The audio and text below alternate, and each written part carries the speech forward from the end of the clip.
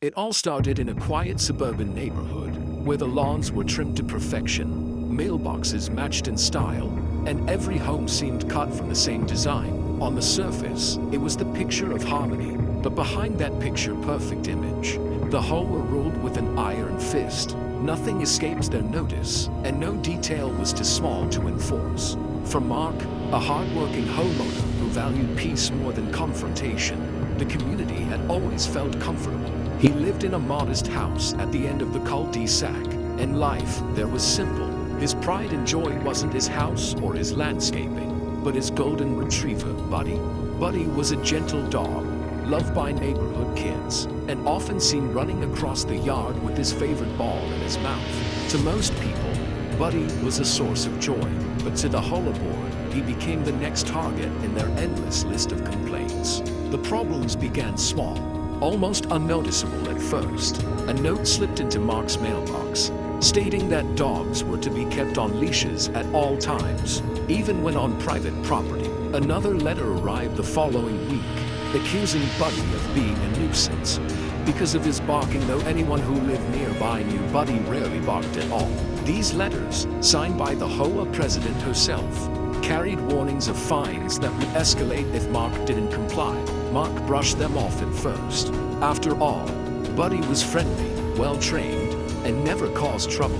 But the HOA's persistence grew sharper. Soon, fines began appearing on Mark's account. $100 for unattended dog activity, $200 for noise violations, and threats that legal action could be taken if the issues continued. It felt absurd, especially since Buddy had never shown aggression or disturbed anyone. The truth was, the president of the HOA, a woman named Patricia, had decided she simply didn't like the dog. Perhaps it was the paw prints Buddy left on the sidewalk after a rainy day. Or maybe it was the way kids gathered around to play with him, drawing attention away from her meticulously maintained rose garden. Whatever the reason, Patricia made it her mission to rid the community of what she called an unruly pet. Neighbors whispered about it, shaking their heads. They had seen Buddy play, wagging his tail, harmless as ever. But the HOA board moved with blind authority, convinced that their interpretation of the rules outweighed common sense. Mark soon realized this wasn't just about his dog, it was about power.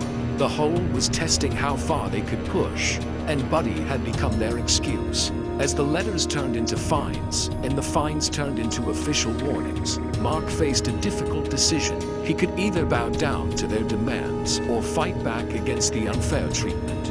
And though he didn't know it yet, the choice he made would trigger a chain of events that exposed secrets the HOA desperately wanted to keep buried. The battle over Buddy was only the beginning. The HOA's campaign against Buddy did not slow down.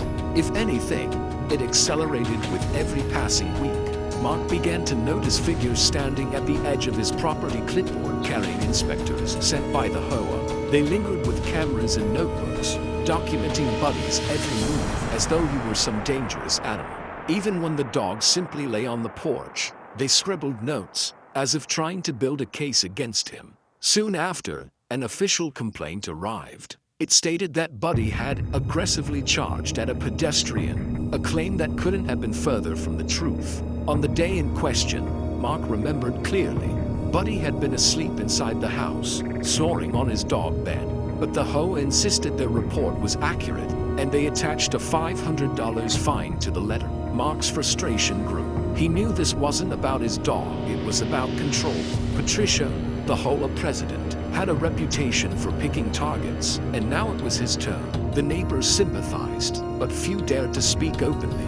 Many had faced similar battles over mailboxes, garden decorations, or paint colors. They warned him that once Patricia had her sights set, she wouldn't let go easily.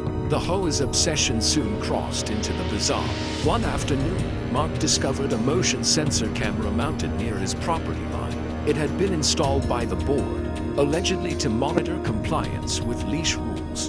In reality, it felt invasive, like constant surveillance. Even the neighbors noticed it, whispering about how far the board was going just to control one dog. Then came the most outrageous demand yet. The HOA delivered a formal notice requiring Buddy to undergo a behavioral assessment with the board-approved trainer. The implication was clear. If Buddy failed the test, they could move to have him banned from the community entirely. To Mark, it was both insulting and absurd. Buddy had never harmed anyone, and his sweet nature was known to every child on the block.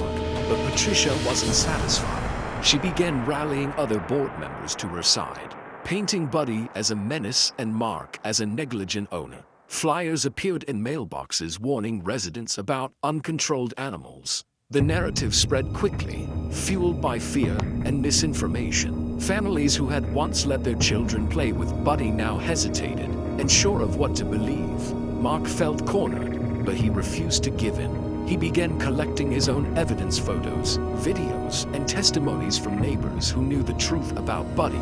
Every letter, every fine, every baseless accusation was carefully filed away. He wasn't just defending his dog anymore. He was preparing for war. What Patricia and her board didn't realize was that their obsession with Buddy was about to unravel their own carefully constructed image of authority.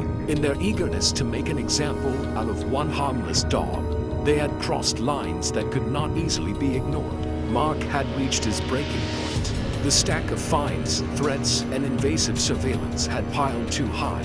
What started as a petty harassment over his golden retriever had turned into a full-blown campaign of intimidation, and Mark was done playing by the HOA's rules. He began with quiet observation. At board meetings, which were open to residents, he sat in the back row, notebook in hand. He listened as Patricia and her allies boasted about their strict enforcement and hinted at budget shortfalls that required higher dues. It didn't take long for him to notice discrepancies. The HOA claimed to be financially strained, yet thousands of dollars were being funneled into questionable projects, private landscaping contracts, inflated repair fees, and even new furniture for the board's office.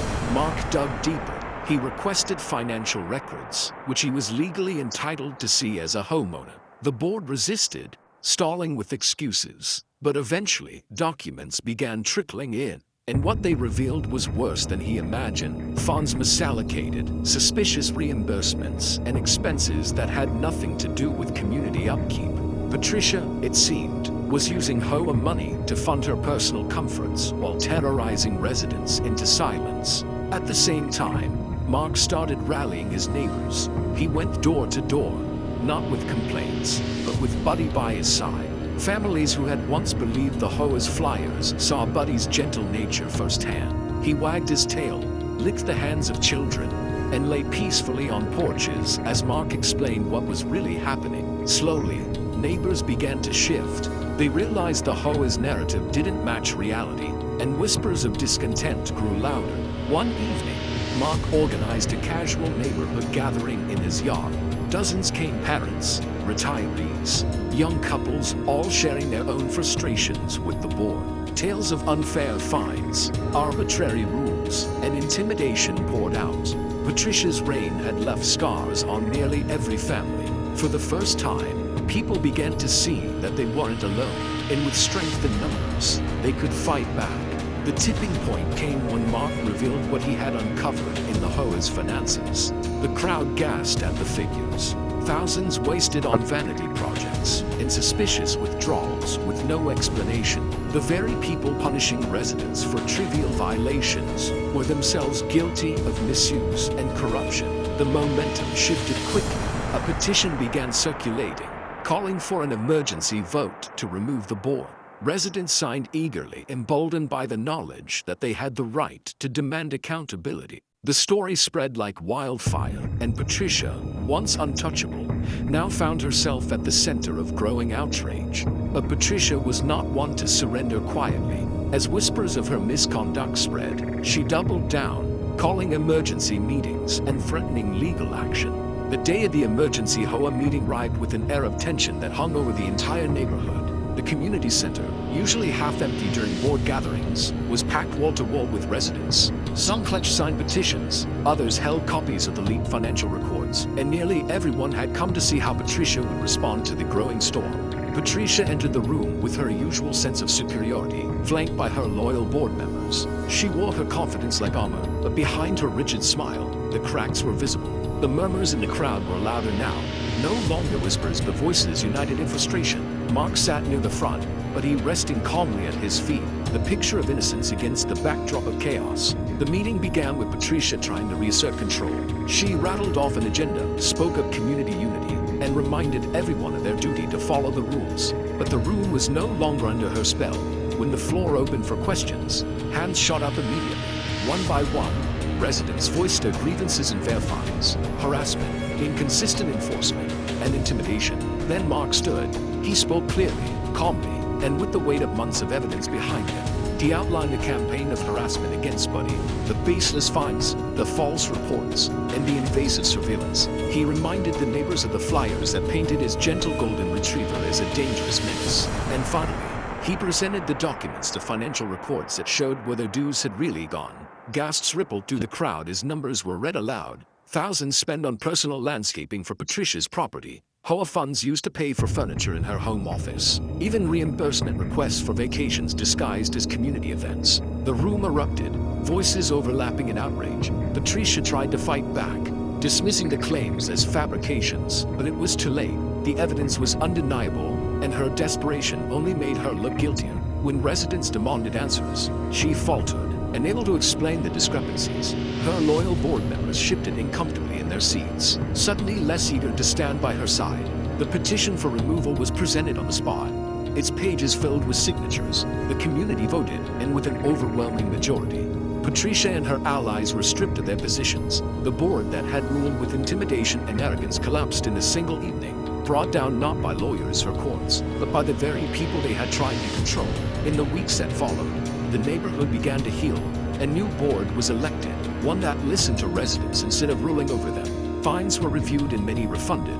Rules were rewritten with fairness in mind, and for the first time in years, the community felt like a place of unity, rather than fear. As for Buddy, he returned to his peaceful routine of chasing tennis balls and napping in the sun.